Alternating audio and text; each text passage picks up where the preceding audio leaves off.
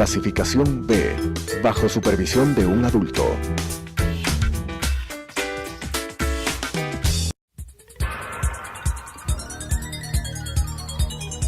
Las opiniones vertidas en este espacio por la producción y dirección del programa son de exclusiva responsabilidad de sus autores y de quienes intervienen en ellos.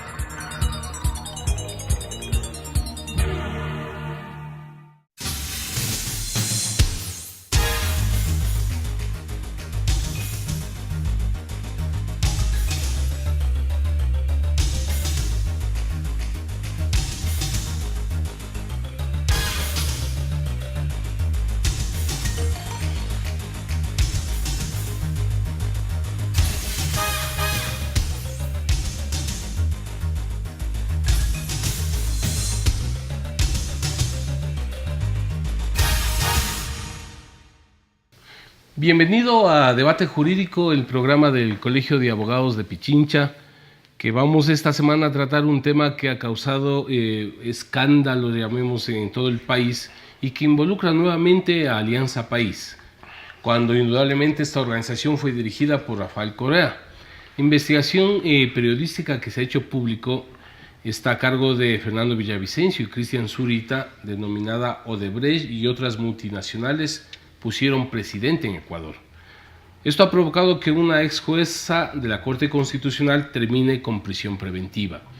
A este caso más se lo está conociendo como Arroz Verde 502. Y queremos, en nombre del Colegio de Abogados, agradecerle al doctor Miguel Ángel Angulo. Él es abogado penalista y es catedrático universitario. Gracias, Miguel, por haber aceptado nuestra invitación. Muchas gracias, Ángel, y un saludo a todos los televidentes.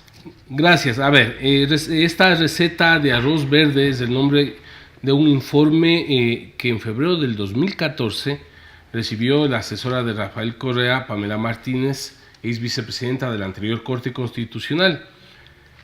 Para los penalistas de esta información, ¿qué les trae? ¿Hay un delito? ¿Qué sucede?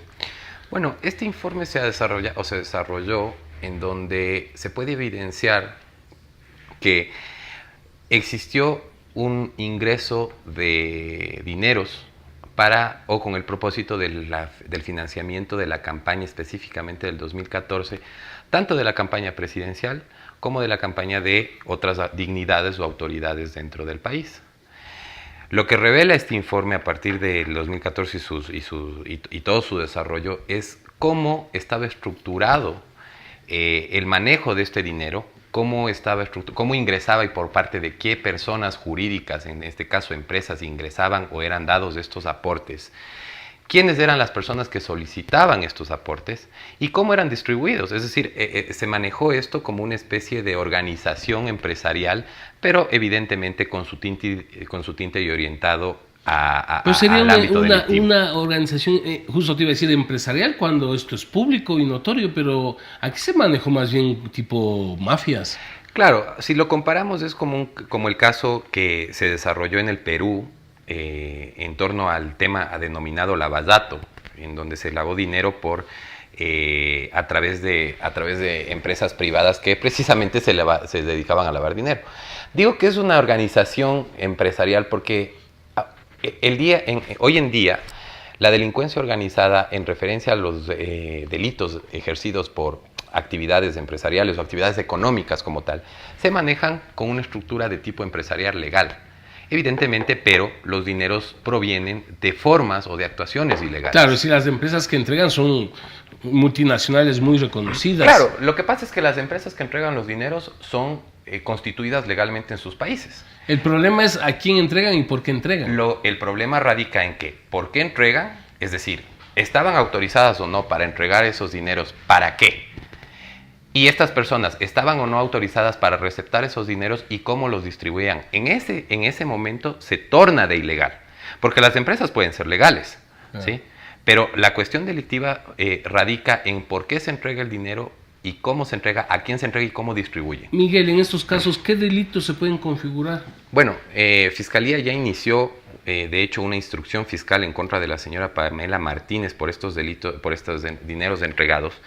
Y básicamente los tipos penales que se están procesando es cohecho, tráfico de influencias, asociación ilícita, un posible lavado de activos y una delincuencia organizada, que son básicamente delitos de estructura económica en referencia a la vulneración de un bien jurídico. Pero el cohecho de no tiene que ver con temas de dineros públicos. Sí, lo que pasa es que tiene que ver con el tema de manejo de funcionarios públicos como tal. Claro, para aclararnos eso. Exacto, o sea, el dinero es de carácter, el dinero se entrega, se torna... Es privado, es de una empresa privada. Es privado, se torna de ilícito, pero también para la vinculación de ciertos delitos, como por ejemplo el cohecho, el tráfico de influencias o el lavado de activos, ya se debe considerar varios elementos y se debe considerar sobre todo cuáles son las personas intervinientes en el momento de la receptación del dinero y por qué la distribución del dinero y con qué finalidad, si estaban o no autorizados. Conocemos que, por ejemplo, en este caso, los dineros eran entregados para poder financiar una campaña electoral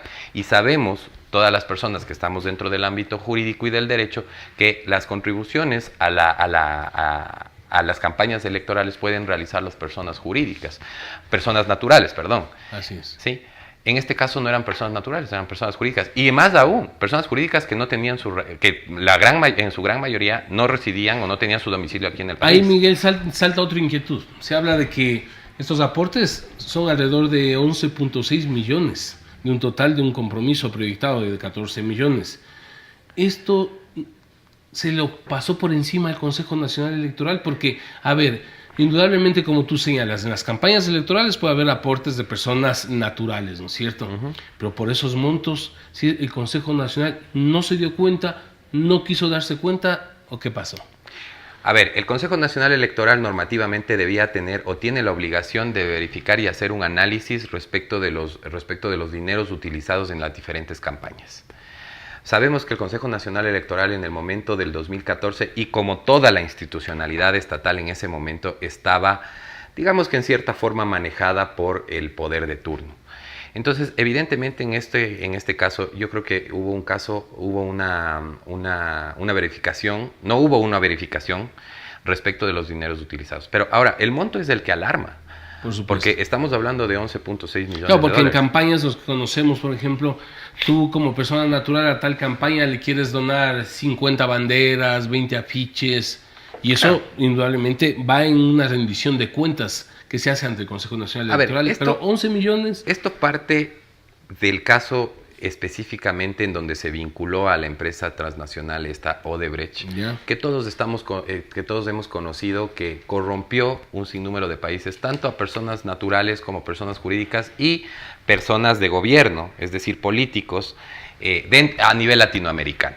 Esta empresa está procesada, está sancionada, sus representantes legales y sus dueños también estuvieron procesados porque hicieron una serie de delaciones, hicieron una serie de cooperaciones ante la justicia. Solo para tener en cuenta, en el caso de Brasil, por ejemplo, el señor Lula da Silva estaba procesado y sentenciado por un departamento de $186,000. En el caso de Perú, Ollanta Humala fue sancionado por presumiblemente que se le había adjudicado $3 millones. Imagínate. Acá estamos hablando de 11.6 millones de dólares. Entonces, hay que ver hay que separar entre el tema político, es decir, a mí me pudo agradar o no me pudo haber agradado el gobierno de Correa, ¿sí? Ahora se están dando estos fenómenos que antes no lo conocían, porque como nosotros sabemos, lo que se denunciaba con anterioridad, o se archivaba la denuncia, o se perseguía a las personas que denunciaban. Bueno, ahora ya no está sucediendo eso. Ahora se está dando una atención y se pone en consideración de la sociedad todo lo que estaba pasando. Pero ¿cuál es el trasfondo? O sea, es decir, ¿por qué unas empresas multinacionales con ese poder económico, ¿sí?, daban determinadas cantidades? No estamos hablando de $20, estamos hablando de cantidades como 50,000, por decirlo menos, porque claro, después hay cantidades como de 500,000, 250,000 dólares a personas determinadas que estaban o que eran afines al partido de Alianza País. No le dan por dar, es decir, había a cambio algo. Y claro, es que ese es el fondo. ¿Por qué? O sea, no es que yo voy y otorgo esto de gran amigo, sino hay un interés. Son empresas transnacionales. ¿A qué se dedican las empresas transnacionales? A realizar obras de carácter público, a realizar determinadas cuestiones en los estados, en donde involucra bastante dinero. Entonces, claro, habría que ver quiénes entregaron, qué empresas entregaron, cuáles eran los contratos Y en esto sí tiene que tomar muy en cuenta Fiscalía, porque eso digo, una cosa es lo político y otra cosa es lo jurídico. Hay que tomar en cuenta, primerito, ¿qué empresas le entregaron estos dineros? ¿Sí? ¿Qué contratos públicos o qué contratos fueron adjudicados en su momento, antes, en ese momento y después, si es que tienen que ver estas empresas en relación... Claro, es decir, dieron el dinero a cambio de una relación con un contrato que el Estado le iba a dar a esa empresa. Yo no estoy asegurando eso, pero puede haber sido... Pero debe entrar en investigación. Debe investigarse eso, debe investigarse. ¿Qué contratos había antes? ¿Se entregó el dinero a partir de tales fechas? ¿Qué contratos se adjudicaron durante y después? Es decir, establecer ese vínculo. Si había una relación de Estado o de Brecht en este caso, por ejemplo, en épocas de la campaña de 2014. Exactamente, tal cual. Y también verificar el tema de cómo va a procesar, porque miren, eso es un nuevo reto ahora en el país. ¿Cómo se va a afrontar las formas de procesamiento a estas actividades de carácter delictual? Porque tenemos una estructura, ya no es el A mata a B. O sea, ya no es el homicidio simple, ya no es el cohecho simple.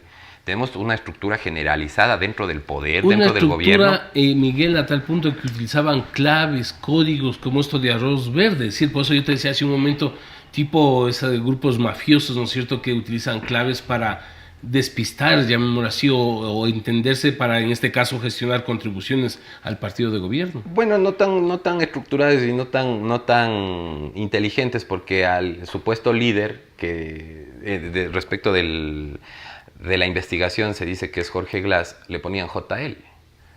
Entonces no creo que a Walter Solís... Que tampoco eran tan... Claro, Walter Solís, que está también involucrado en el tema, le ponían WS. Entonces no es que son cuestiones inteligentes y que se pueda denominar como inteligencia... Y hablando entonces, Miguel, de otros nombres, lo que me llama la atención, y tú con tu experiencia, hoy ha sido detenida la doctora Martínez con fines investigativos.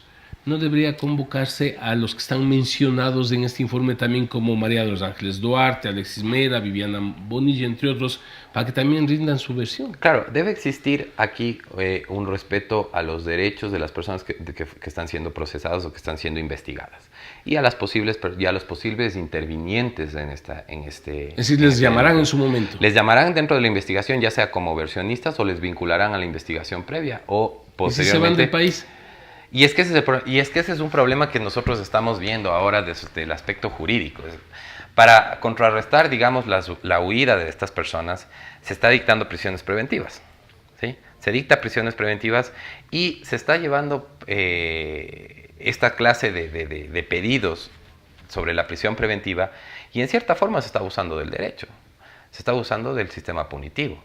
Por eso dije yo desde un inicio, o sea, a mí me puede agradar o no me puede agradar Rafael Correa, pero una cosa es llevar los procesos como son y respetar sus derechos y garantías. Ahora, en este caso, Pamela Martínez, a través de esta investigación que ya se puso a conocer, la cogieron y querían tomar un avión para irse a México. Me preocupa, ¿por qué estas denuncias o la ciudadanía conoce esto a través de periodistas, de medios digitales, y la Fiscalía no conocía nada de estas cosas? ¿O es que hoy tenemos una fiscal que quiere asumir la confrontación o la lucha contra la corrupción? Bueno, ahora yo creo que, como dijimos anteriormente igual, antes de esto hubiese sido impensable.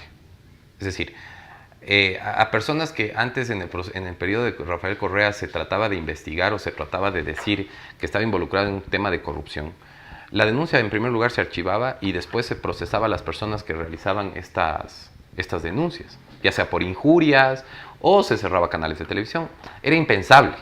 Bueno, ahora vemos con esta nueva fiscal que ya las noticias se están dando a la luz, que ya los procesos comienzan, por lo menos, que se comienzan a investigar.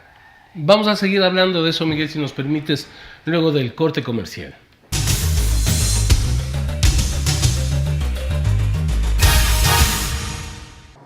Adriana, cancélame todas las reuniones. No voy a ir a la oficina. Estoy con una jaqueca que no aguanto. ¡El jefe no viene!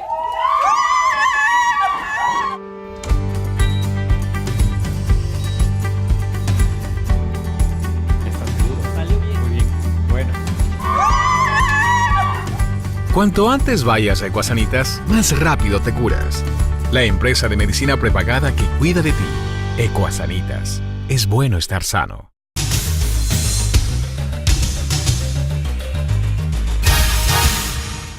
Continuamos con Debate Jurídico, el programa del Colegio de Abogados de Pichincha. Quienes nos sintonizan a partir de este momento, quiero contarles que estamos analizando con nuestro amigo Miguel Ángel Angulo, quien es abogado penalista, catedrático universitario, el tema que está escandalizando pues a la política y al derecho en nuestro país, que es el caso Arroz Verde 502, que está trayendo una cola bien larga respecto al involucramiento de otras personas que fueron parte del gobierno de Alianza País en la década anterior. Tú señalabas algo y entonces si quisiera hacer una comparación, ¿cómo es que a Lula da Silva lo sentenciaron por 189,000, a Humala por $3 millones, le llevaron a la cárcel? Y en este país 11 millones no pasa nada, es decir, cogen avión, se van. Entonces, ¿aquí qué sucede? ¿Cómo está actuando este tema de Fiscalía? Comentábamos extra programa. ¿Es necesario inmediatamente la prisión preventiva o no? A ver, aquí hay que demarcar dos cosas. En primer lugar, el tipo penal por el cual se quiere procesar. Y esto sí ya se ha debatido ya respecto del ámbito jurídico como tal. Nosotros acá tenemos varios delitos que se pudieron o no se pudieron haber cometido. Hablemos presumiblemente, ¿ya? Así es. Entre ellos, existe delitos con una pena bastante menor a los delitos como, por ejemplo, de lavado de activos o peculado, ¿sí? Esos son delitos específicamente de resultado como tal. El tráfico de influencias o la organización criminal son delitos de peligro, en donde si se evidencia ya que se cometió un lavado de activos, no se puede procesar pues por el tráfico de influencias, porque el tráfico de influencias es la organización o la organización criminal es la agrupación de personas para que cometan un delito, ¿verdad? Esta forma o este delito, este tipo penal está reprimido con prisión de 5 a 7 años y el otro me parece que es de 7 a 10, no estoy seguro, ¿sí? Pero existe el delito de lavado de activos o peculado que tienen penas mucho más fuertes. Pero ese es el delito fin, ese es el delito de resultado. Me explico. Yo me asocio para delinquir, ¿sí? Si no cometo el delito como tal y se comprueba esa asociación y que esa asociación tenía la finalidad de realizar un delito, evidentemente voy a ser procesado por la asociación. Pero si a través de la investigación se comprueba de que yo, a través de esa asociación, lavé activos, realicé un peculado, maté a una persona, no me van a procesar pues por la asociación ilícita. Me tienen que procesar por el delito fin, por el delito de resultado como tal, ¿sí? Es decir, el delito de lavado de activos o el delito de... ¿Qué es lo que no pasó con el ex vicepresidente de la República? A él le sentenciaron por eso, a él le sentenciaron por una asociación ilícita. ¿Cuándo se lo podía sentenciar por lavado de activos? Evidentemente, si es que dentro del proceso se comprobaba que existía lavado de activos, tenía que ser procesado y condenado por lavado de activos. En este caso, las empresas daban dinero, ¿no es cierto? Eso es lo que se ha establecido, que se daba dinero para financiar una campaña y que existía personas determinadas en que solicitaban el dinero, ¿sí? Y estas mismas personas, llegado el dinero, esos fondos eran administrados para sustentar las diferentes campañas.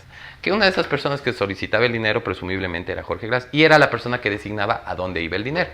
La supuesta administradora de cómo se realizaba o cómo se distribuía esta plata era la señorita supuestamente de demostrarse Pamela lo que Martínez. tú acabas de decir, entonces se le podría seguir también a Glas un nuevo proceso.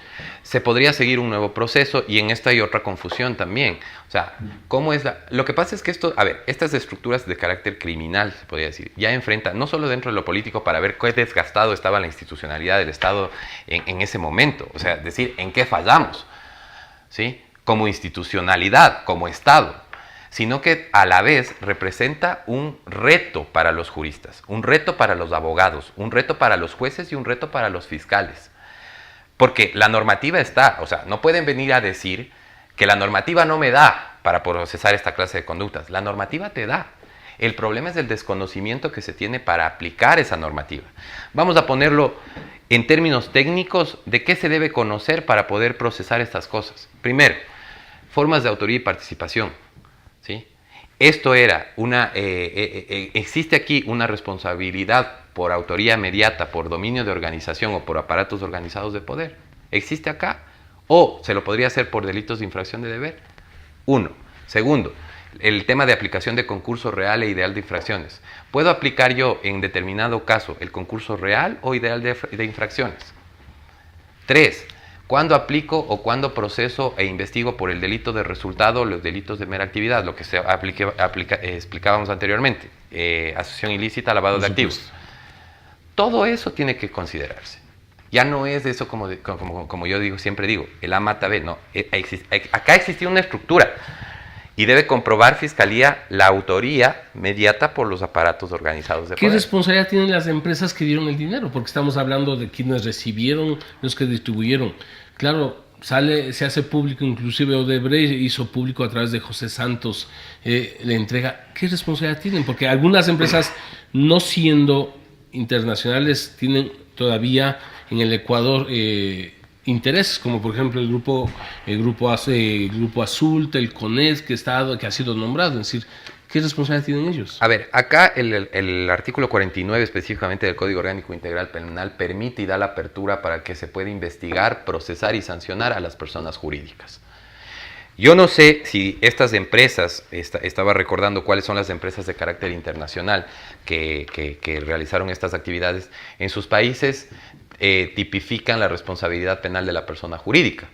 Pero acá sí existe. Acá sí existe la responsabilidad penal de la persona jurídica. Existe un debate entre académicos en donde dicen que el tipo penal debe determinar que pueda ser responsable una persona jurídica como tal. Hay otra posición, que es la posición mayoritaria y la que yo me adhiero, es que no existe esa normativa directa en donde se determina que la responsabilidad penal de la persona jurídica debe constar en el tipo penal, sino que, como tenemos el artículo 49, puede sancionarse a una persona jurídica. En el presente caso, si es que se verifica y en la investigación se ve que la persona jurídica es responsable, puede sancionarse. Fernando Villavicencio señala que Correa era el chef de Arroz Verde. Es decir, ¿conocía Correa de esto? A ver, justamente a eso me iba.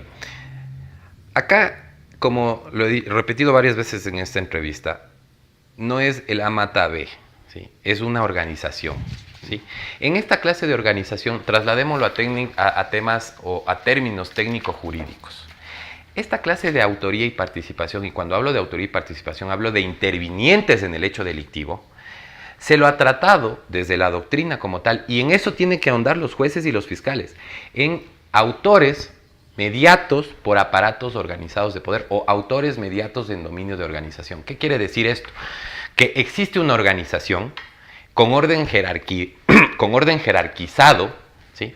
En donde una persona, digamos que es el líder de la organización, pero que todos contribuyen a la realización del hecho delictivo, que todos son fungibles en la realización del hecho delictivo. Y por las características del ex presidente de la República, no creo que no haya conocido. Cuando era indudablemente, repito, por su personalidad, todo pasaba por conocimiento de él. Bueno, la aplicación más fehaciente del Estado soy yo en Ecuador era Rafael Correa. Ese leviatán que alguna vez escribió Hobbes, en donde el Estado tenía ojos en todo lado y que por eso nos brindaba seguridad, era Rafael Correa. Que él era la función judicial, que era de todo. Exactamente. Entonces, a ver, una cosa. Acá la defensa de los procesados se ha determinado. Acá va a tener mucho trabajo la defensa y la acusación, porque son términos desconocidos. La defensa para establecer argumentos de defensa técnicos. Ya no es una cuestión de así nomás. Y la acusación también. Entonces, acá, ¿cuál ha sido el argumento de defensa de todos estos procesos de corrupción? Encuéntrenme en $1. O verifiquen en mis cuentas, yo no tengo plata. ¿Cierto? Ese ha sido el argumento. Eso han dicho todos. Pero acá hay otra cosa. A ver, acá hay un dominio de organización. Existía un líder.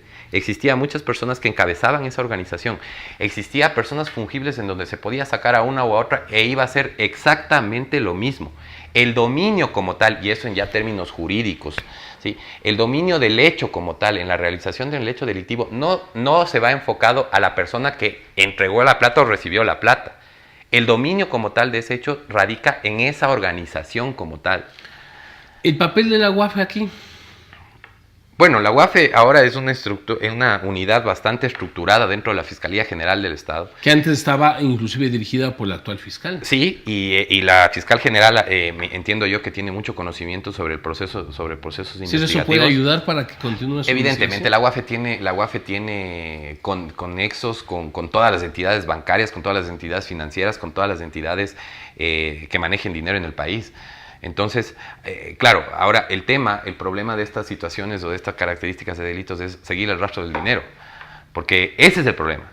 O sea, se vuelven expertos. A eso iba. La UAFE debe haber estado investigando estas denuncias para poder contribuir a determinar la vía de los dineros. Y eso era el punto que topamos en primera instancia. Miren ustedes, a ver, de las personas de acá, de las personas que están siendo procesadas o investigadas acá o que se llamarán a rendir versiones, ¿qué empresas tenían en ese momento? ¿Qué empresas tenían en ese momento? Si aportaron a la campaña, si no aportaron, ¿cómo fueron beneficiadas por parte de... Bueno, no beneficiadas, si es que se adjudicó o no se adjudicó contratos como tal. Si es que esa adjudicación de contratos siguieron los procesos de licitación y la adjudicación en legal y debida forma. Como, por ejemplo, la doctora Pamela Martínez llega a ser jueza de la Corte Constitucional. ¿Cómo pasa todas estas cuestiones? Claro, tiene una relación. Porque, a ver, ahí hay una cosa. A ver, yo doy dinero, bacán, chévere. Yo doy dinero a una persona. Asumamos de que es verdad el informe de 1000 hojas. Yo doy dinero para financiar la campaña de Correa, ¿no es cierto? Me piden $500,000. ¿Sí? ¿Para qué?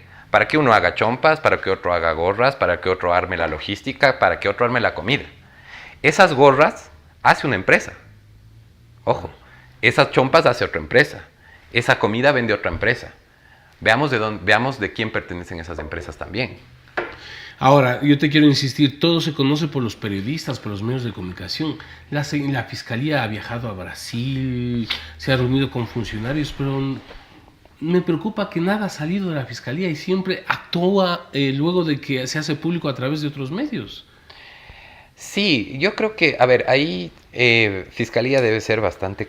Se está cuidando mucho también, de hecho. Esa es mi preocupación. Se está cuidando mucho se debe entender. A ver, la única persona que, digamos, le dio la cara al procesamiento de delitos de corrupción en su momento, cuando el aparataje estatal o el manejo del Estado y de sus poderes era tan fuerte por parte de Rafael Correa y sus acólitos, la persona o el fiscal que sacó la cara o la fiscal que sacó la cara fue Diana Salazar. Y eso es innegable. Es decir, debemos tener plena confianza que ahora van a... No sé si plena confianza. Porque las presiones, los poderes fácticos... Los poderes fácticos, las presiones, el hecho mismo de no querer... A ver, ella puede tener presión por parte de un ministerio, de otro ministerio, por parte de personas, decir, procese a tal persona, meta a la cárcel a tal persona. Y por esa misma presión social que existe muchas veces Fiscalía puede incurrir en una violación de derechos. Y eso es un error. ¿Sí? Eso es un error de Fiscalía, o podría ser un error de Fiscalía. Y otra cosa, no hay que asociar o no se puede convertir esto en una cacería de brujas. Es decir, lo que mucho en su momento se criticó, que era sobre expandir el poder punitivo, o sea, meter a las personas a la cárcel sin un fundamento argumentativo o sin una adecuada investigación, tampoco lo puede realizar en este momento Fiscalía. Entonces yo creo que Fiscalía está avanzando bien, pero lo que tiene que tener clarita la película es formas de imputación, los autores y partícipes, aplicación de estos conceptos, responsabilidad penal de la persona jurídica, seguir el rastro del dinero y sobre todo, si se evidencia la verificación de cometimiento de delitos de resultado como lavado de activos y como lo estábamos nombrando peculados, ir a esos delitos. ¿Me explico? O sea, los procesamientos y las investigaciones deben ir en torno a eso. Miguel, te queremos agradecer, el tiempo es muy corto, indudablemente nos has ilustrado con tu conocimiento en estos temas y esperamos ponernos a consideración de los televidentes. Muchas gracias. Muchas gracias. Las opiniones vertidas en este espacio por la producción y dirección del programa son de exclusiva responsabilidad de sus autores y de quienes intervienen en ellos.